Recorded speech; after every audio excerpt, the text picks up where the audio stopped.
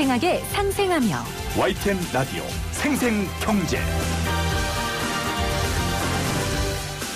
안녕하세요. YTN 라디오 생생경제 김혜민입니다.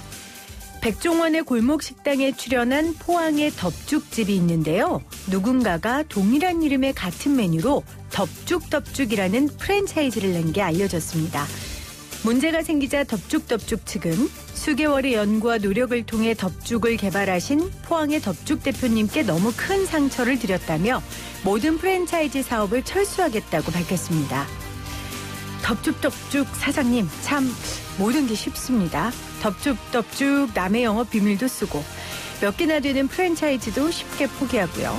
마땅히 그만둬야 하는 건 맞지만 그럼 프랜차이즈 사장님들은 또 어떡합니까?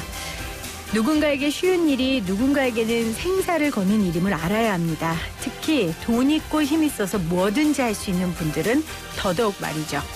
무심코 던진 돌에 개구리는 맞아 죽는 거니까요. 2020년 10월 12일 YTN 라디오 생생경제 지금 시작합니다.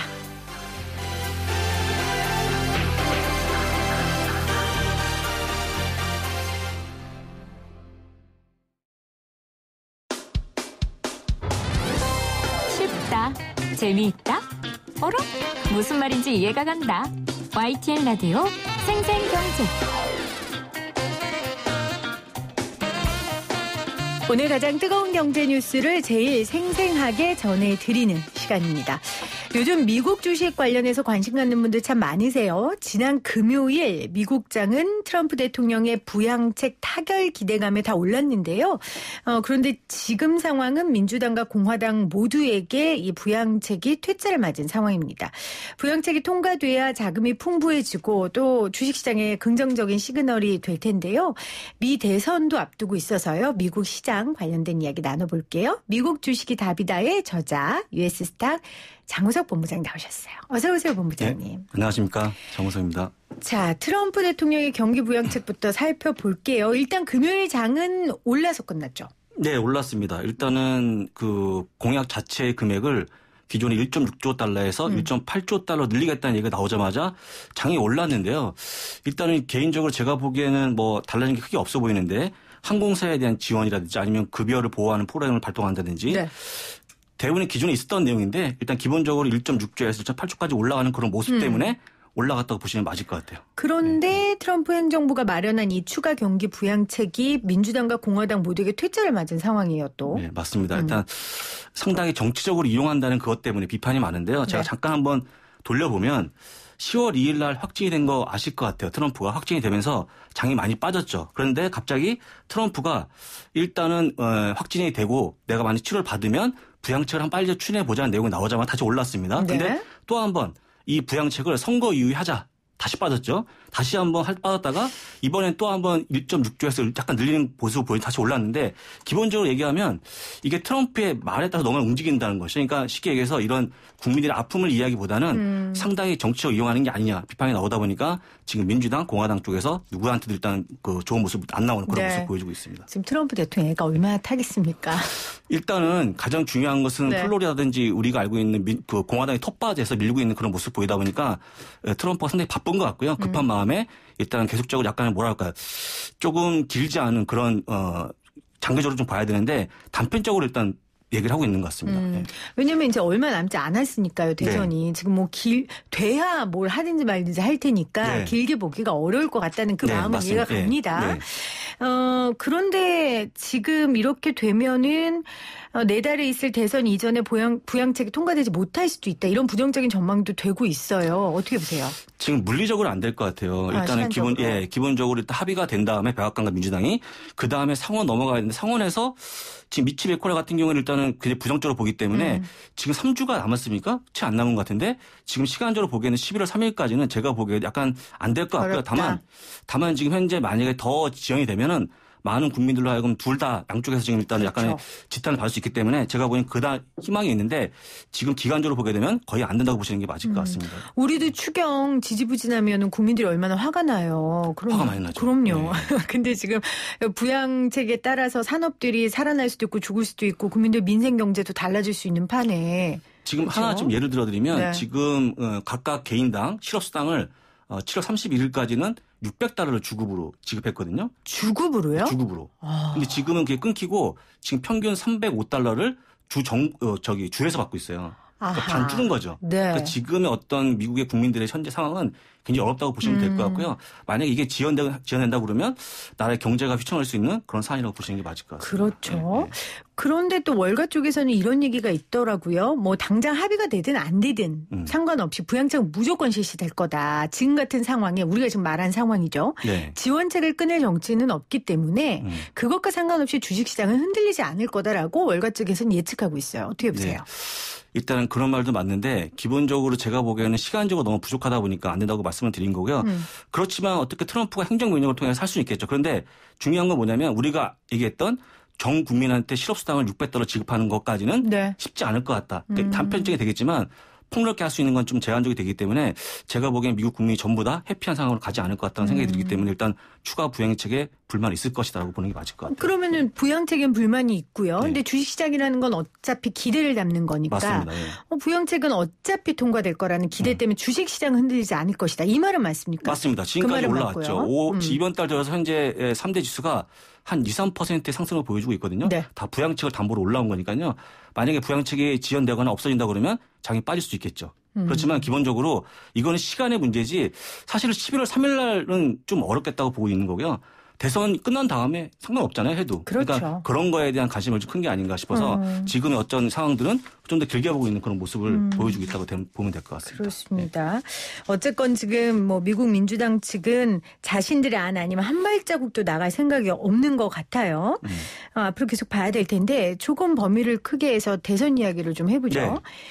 원래 월가 쪽에서 증시 쪽에서는 조 바이든을 안 좋아했을 거 아니에요. 조 바이든은 일단은 세금을 많이 걷고 그렇죠. 그다음에 첫 번째 세금을 많이 걷고 두 번째는 우리가 좋아하는 빅5 기술주에 대한 규제 두 번째 안 좋아했고요. 세 번째는 약간의 그 친중 정책 때문에 안 좋아했죠. 그러니까 쉽게 얘기하면 중국, 일본, 한국을 좀 좋아하는 네. 그런 스탠스를 보이다 보니까 안 좋아했고요. 근데 일단은 기본적으로 그런 것 때문에 싫어하지만 지금 약간 톤이 바뀌었죠. 네. 오히려 지금은 바이든이 경제 살릴 것 같은 그런 좀 기대감이 나오기 때문에 약간 분위기 바뀌고 있지만 어쨌거나 말씀하신 것처럼 최초는 안 좋았습니다. 분위기가. 예. 그러니까 지금 민주당 측에서는 부양책을 쓸 것이고 그러니까 민생을 위해서 돈을 더 풀겠다고 했으니 주식시장에서는 돈이 유동성 자금이 많아지니까 네. 좋아하고요. 또 하나는 조 바이든이 이기면 이제 중국과 멕시코와의 갈등도 조금 그렇죠. 무마되면서 무역으로도 좀 좋을 거다라는 기대감이 있다 그러더라고요. 그런 것도 있는데 쉽게 제가 이제 90년 동안의 미국 역사를 보게 되면 90년 동안 역사를 보게 되면 총 20분의 대통령이 재임했거든요. 근데 후보 대통령이 했던 1920년 30년대 빼놓고선 다 시장이 올라왔어요. 연평균 10.3%가 올라왔기 때문에 모든 대통령 재임 시절에 장이 올라왔다고 보는 게 맞겠죠. 그러니까 쉽게 얘기해서 어떤 대통령이든 나라의 경제를 망치는 정책을 그렇죠. 피는 게 아니고 그렇죠. 싸움을 할 수 있겠지만 어쨌거나 나라의 경제를 도와주는 어떤 그런 정책을 피기 때문에 장이 올라온 것이고요. 이거는 뭐 바이든 상관없이 올라올 수밖에 없다라고 좀 보시는 게 맞을 것 같아요. 뭐 어느 대통령이든 자본주의 시스템 안에서 정치를 맞습니다. 해야 네, 하기 맞습니다. 때문에 자본주의의 집약하는 무대가 증시잖아요. 맞습니다. 증권계잖아요. 맞습니다. 뭐 주식을 떨어뜨릴 리가 없죠. 그럴 수도 없고요. 떨어뜨릴 리는 없지만 예를 들어서 바이든이 되면은 어떤 기후와 관련된 청정 에너지 같은 기업들이 올라갈 것이다. 아니면 만약에 이제 우리가 알고 있는 아까 얘기했듯이 기술주가 빠질 것이다. 이런 약간의 그런 내용이 나오는데 그런 것들은 단편적으로 짧게 그렇죠. 보는 시각이고요. 길게 보게 되면 전체적으로는 올라갈 수밖에 없다. 라는 생각하시면 좋을 것 같아요. 그렇군요. 네. 자, 그러면 이 주제를 조금 결론을 내보면 트럼프 대통령의 부양책이든 아니든 트럼프가 되든 바이든이 되든 어쨌건 미국도 주식시장의 유동성은 풍부하다. 맞습니다. 계속될 것이다. 풍부하고 더불어서 또 3분기 어닝이 지금 다가왔기 때문에 네. 실적이 굉장히 좋거든요. 그렇다고 그러면 실적까지 반영된다고 그러면 장이 올라올 수밖에 없는 것이고 여기서 한 가지 주의할 점은 바이든 관련주, 트럼프 관련주를 매매하는 자체가 약간 문제가 있다라고 좀 보는 거죠. 우리나라 정치 준 거잖아요. 네, 그렇죠. 그러니까 이제 예를 들어서 바이든이 될 것 같아서 어떤 뭐 태양광 업체를 산다든지 이런 것들은 약간 짧게 보는 시각이고요. 그럴 필요 없이 그냥 멀리서 보시고 어떤 결론이 나든 간에 시장에 도움이 된다라고 생각하시면 크게 문제가 안 될 것 같습니다. 그 얘기 들으니까 진짜 질문이 생기네요. 네. 우리는 막 대선 후보에 따른 주식이 있고 네. 거기에 굉장히 테마주에 많이 몰리는 편이잖아요. 맞습니다. 미국 사람들도 그럽니까? 미국 투자자들도? 다소 다 우리보단 적겠죠. 아주 확률적으로. 거의 비율적으로. 약간의 그 일부 투자자분들만이 하는 행위고요. 거의 안 합니다. 왜냐하면 많은 분들이 아시겠지만 실적을 많이 보고 매매하기 때문에 실적이라는 것과 그 성과하고는 무관하잖아요. 그렇죠. 그래서 일단은 그거보다는 일단 실적을 보고 투자하시는 게 많고요. 아주 소수의 적은 분들만 그런 단타 매매를 친다고 좀 보시면 될 것 같습니다. 수익률은요? 그런 테마주에 우린 조금 사실 테마주 수익률이 좀 되잖아요. 네, 되겠죠. 근데 미국은 정말 짧게 끝납니다. 아하. 네, 짧게 지금 만약에 태양광 쪽으로 한다 그러면 요새 많이 급등했거든요. 아마 제가 보기에 대선이 끝나면 주가는 제자리를 가 있지 않을까. 조심스럽게 한번 전망해 보겠습니다. 여러분, 네, 아주 팁입니다. 잘 들으셔야 될 것 같습니다. 자, 아까 3분기 어닝 이야기 하셨는데 이번 주 기업들의 실적 시즌이 시작되죠. 네. 내일 JP 모건과 시티, 또 존슨앤드존슨, 그 다음 날은 뱅크 오브 아메리카, 골드만삭스, 유나이티드에 있어요. 그리고 항공이 실적 공개돼요. 네. 실적 결과 어떻게 예상하세요? 실적은 무조건 좋은 걸로. 무조건 좋은 걸로. 왜냐하면 2분기 때 너무 그 항공주, 금융주는 안 좋았지 않습니까? 그렇죠. 안 좋았으니까 얘네들은 바닥을 찍었다. 아하. 그다음에 존슨앤존슨 실적이 좋은 기업인데 이런 기업들은 원래 좋았고 앞으로 좋을 것이다. 라는 어떤 시각이 강하기 때문에 대부분 실적을 좋게 보고 있는 게 월가의 시각입니다. 그 이야기는 이미 코로나19 여파로 주식의 바닥은 찍은 상황이다. 예, 바닥을 찍었다. 특히 항공주 같은 경우는 바닥을 찍었다고 보이는 시각이 강하고요. 그다음에 더불어서 카지노, 크루즈까지 다 포함되어 있고요. 흔히 얘기하는 호텔 관련주까지, 여행 관련주까지 다 포함이 됐기 때문에 일단은 바닥을 찍었다는 시각이 굉장히 강합니다. 그럼 항공주, 여행주, 크루즈주 이런 주는 지금 사는 건 좀 그렇겠네요. 지금 투자라는 거 이미 올라가고 있는 상황입니까? 아니죠. 지금 이제 실적이 나올 거 아닙니까? 네. 실적을 보고 만약에 항공주가 실적이 좋아졌다 그러면 한번 매수할 만하겠죠. 아, 지금 매수해도 돼요. 네, 그럼 바닥은 아니지만 아직 다 올라간 건 아니니까. 그 미국에서 가장 좋아하는 매수 타이밍이 실적이 발표된 날입니다. 아, 근데 그때는 누구나 다 알잖아요. 다 알죠. 사잖아요. 다 근데도요? 그렇죠. 우리는 왠지 남들이 모를 때 사는 게 타이밍 같은데. 조금 더 쉽게 설명드리면 어떤 사람이 있는데 YTN 라디오 생생경제에 나오기 전과 나오고 다음에 어떤 유명세가 달라지지 않습니까? 아, 본부장님 어떻게 그러셨어요? 좀 그렇죠. 그런 거 똑같이. 아니, 겸손한 말씀 원래 유명하셨죠. 많은 분들이 실적이 좋아지는 기업이 주가 올라가면 언젠가 빠지겠죠 생각하지만 그거는 틀린 말입니다. 그러니까 보증을 했다라는 생각을 할 수 있겠군요. 예, 그러니까 좀 검증이 됐다? 예, 그건 마치 그 강남에 아주 목 좋은 아파트가 지금 10억이라 치면 그게 5억 빠지면 사겠다는 그런 생각 똑같죠. 빠지겠습니까? 안 빠지겠죠. 예. 그리고 수많은 우리가 알고 있는 뭐 워런 버핏이라든지 아까 얘기했던 무슨 뭐 금융주들이 그거 다 사거든요. 매입을 하거든요. 그러면 주가는 올라갈 수밖에 없겠죠. 네. 그런 시각이 강하기 때문에 실적에 대한 기회를 놓치지 마시고 이번 실적 잘 보시면 좋을 것 같습니다. 그러면 이번 실적이 공개돼서 이제 우리가 이름만 들어도 알만한 기업들의 실적이 좋다면 투자할 만하다. 투자할 만하다. 예, 라고 말씀 주셨어요. 자, 그러면 애플, 아마존, 마이크로소프트, 페이스북 우리 그 서학개미들이 가장 많이 물려있는 이 주식들 요즘 그 초반보다 힘을 못 쓰고 있다 그러잖아요. 제가 그래서 오기 전에 봤더니 네. 지금 페이스북, 마이크로소프트, 애플, 아마존이 고점 대비 한 10%가 밀려 있거든요. 아, 또 곡소리 여기저기 나고 있겠네요, 지금. 근데 올해 전반적으로 70 내지 80%가 올라왔거든요. 7, 80%가 올라오고 80%가 올랐어요? 올해요. 10% 조정은 제가 보기에 건강한 조정이라고 보고 있고요.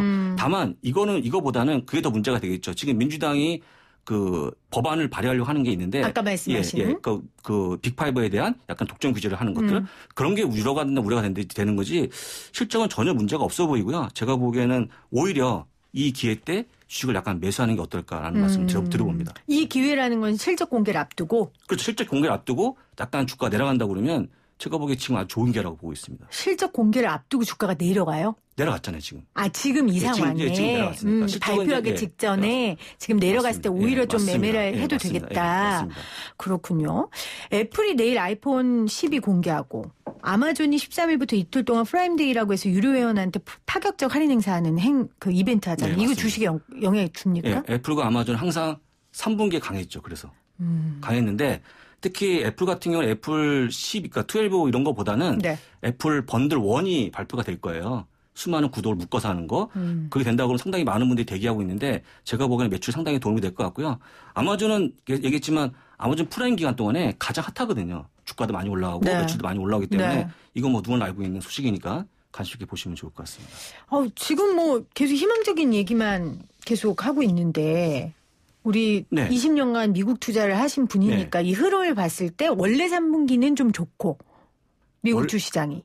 원래 3분기 계절적으로 보게 되면 그리 좋은 분기는 아니지만 이 종국에서는 상당히 지금 빠졌다가 올라가는 그런 모습으로 봤을 때는 그 완전 회복할 수 있는 그런 모습이 나온다라고 보는 거죠. 알겠습니다. 서학개미 분들한테 오늘 굉장히 안도도 되고 희망이 되는 그런 인터뷰인 것 같아요. 이럴 때 진짜 기업 분석 잘해서 좋은 기업에 투자하는 게 좋으실 것 같은데 제가 한 투자증권의 해외 종목 실시간 검색 순위 봤더니요.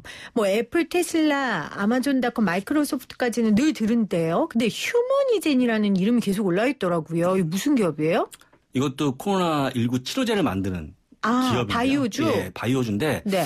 이것도 국내 모 기업들과 관련이 있다 보니까 상당히 많은 분이 관심을 보이고 있는데 기본적으로 이 기업이 상당히 애매모호한 기업입니다. 애매모호하다. 예, 아무도 모르실 것 같은데요. 이 기업이 얼마 전까지 OTCBB라고 하는 장외시장에서 거래가 된 종목이에요. 장외시장은 나스닥에 올라올 수 없는 종목들만 모여있는 건데 이런 종목들은 실적을 공개할 필요가 없는 약간의 베일에 쌓여있는 기업들이 많거든요. 근데 이 기업이 이번에 정식 나스닥에 올라오면서 거래가 되고 있는 건데 그게 바로 9월 14일부터 거래가 된 거거든요. 네. 근데 이제 될 때 보통 이런 주식들은 한국에 그런 말이 있나 모르겠어요. 동전주라든지 이런 얘기 있지 않습니까? 동전주? 예, 동전주. 싼 주식들. 예, 그렇게. 근데 미국도 페니스탁이라 싼 주식을 얘기하거든요. 근데 이 주식도 나스닥 요건을 맞추기 위해서 병합을 하면서 올라왔는데 더 쉽게 얘기하면 아직까지는 베일에 쌓여있는 한 번도 기업 그러니까 실적을 공개하지 않은 그런 기업이기 때문에 많은 분들이 꿈과 희망만 갖고 매수한 게 아닌가. 그래도 돼요? 꿈과 희망만 갖고 막 매수해도 돼요? 기업 공개도 안 하고 뭐 실적도 없고 아무것도 없는데? 실적 공개 안 한 거죠. 실적은 아니, 그러니까요. 실적은 나스닥에 상장이 됐을 때만 의무적으로 분기마다 발표하게 돼 있습니다. 네, 아니 그러니까 네. 그런데도 꿈과 희망만 가지고 이렇게 매매해도 되냐고요? 그러니까 이런 것 같아요. 지금 니콜라라든지 그러니까요. 이런 그 휴메니즘 같은 기업들이 원래는 잘 모르시는데 국내 모 기업들이 여기에 투자한다든지 아니면 여기에 관련이 있다 보니까 그게 마치 검증된 어떤 수순을 보시는 거예요. 투자자분들이. 그러면은 이 휴머니제는 서학개미들이 관심을 갖는 거고 그럼 미국 투자자들한테 정작 미국 투자자들은 휴머니젠에 대한 관심이 있나요? 미국 투자자분들은 아마 이 존재를 모르지 않을까. 저 같으면 무서울 것 같은데. 굉장히 작은 기업이에요. 시가총액이 9억 달러니까 9억 달러면 스몰 중에서 가장 작은 기업이거든요. 얼마 안 된 기업이죠. 원래 이 기업이 이제 나온 지는 좀 됐지만 나스닥에 올라온 지 처음 얼마 안 됐기 때문에 아마 다 모를 거예요. 이 기업에 대해서. 그렇군요. 네. 그 어떻게 보면 정말 우리나라의 테마주인 거네요. 우리나라의 테마주. 그렇죠. 우리나라가 도와준 것이고 쉽게 얘기하면 니콜라라든지 나노엑스 같은 기업들, 휴메니즘까지 다 우리나라 국내 기업들이 도와주면서 이름을 알려지게 된 약간 그런 기업으로 보시는 것 같겠죠. 그러면 지금 휴머니제는 상장일도 결정이 안 된 거예요? 상장은 아까 얘기했지만 이미 장외에서 거래가 됐기 때문에 네. 이건 나스닥으로 올라온 날짜를 기준 삼는데요. 나스닥에 올라온 날짜가 9월 14일. 그러니까 9월 14일부터 정식 나스닥에서 거래가 된 종목. 네, 그전에는 약간 장외에서 거래가 됐던 종목. 이렇게 이해하시면 될 것 같습니다. 여러분 이해해 주세요. 네. 제가 뭐 한국 주식도 따라가기 힘든데. 여러분들 이거는 이 장외 종목에 대한 규정을 대한민국 국민들이 모르기 때문에 다 똑같습니다. 이건. 근데 그렇군요. 다시 얘기하지만 미국은 우리가 알고 있는 다우라든지 이전 S&P 500, 나스닥이 아니면 별로 이렇게 관심이 없기 때문에 네. 이런 종목 잘 모르죠. 그러니까 요즘 뭐 검색창에 이런 질문들이 많이 올라와 있더라고요. 그래서 맞습니다. 오늘 본부장님께 좀 여쭤봤고요. 그러면 아까 말씀하신 것처럼 이게 결국 우리나라 제약 바이오주들하고 관련된 맞습니다. 건데 예. 그 우리나라 제약 바이오주를 어떻게 요즘 상황은 어때요? 제약 바이오주의 상황이 네. 아까 이제 말씀하셨지만 약간의 그 꿈과 희망 쉽게 얘기하면 이익이 발생한다든지 매출이 커진다든지 이런 모습은 안 보이고 있잖아요.